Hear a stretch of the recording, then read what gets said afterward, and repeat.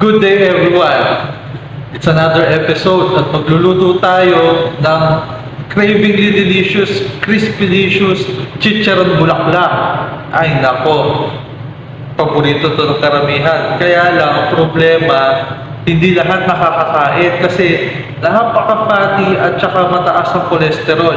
Pero what if gagawin natin to ng simple at saka madali lang?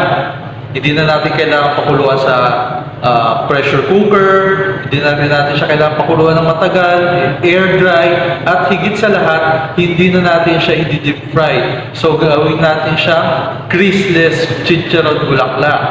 So gusto nyo malaman kung paano? Okay, subukan natin, gawin na natin ngayon.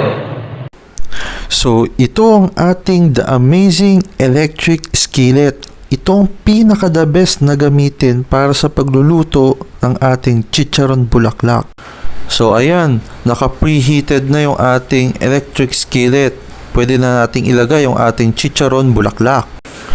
So, as you can see, no more boiling at water at higit sa lahat, no cooking oil. No worries na baka matalamsikan pa tayo ng mantika kapag inilagay na natin ang ating chicharon bulaklak.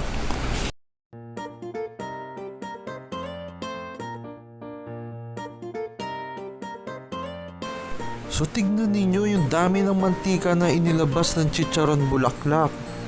Ano pa kaya kung gumamit pa tayo ng cooking oil dito, di ba? Kaya mas magandang wag na tayong gumamit ng cooking oil kung magluluto tayo ng chicharon bulaklak.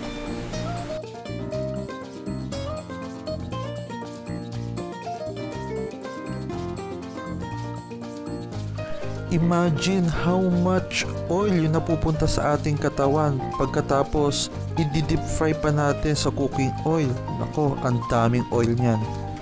Lutong!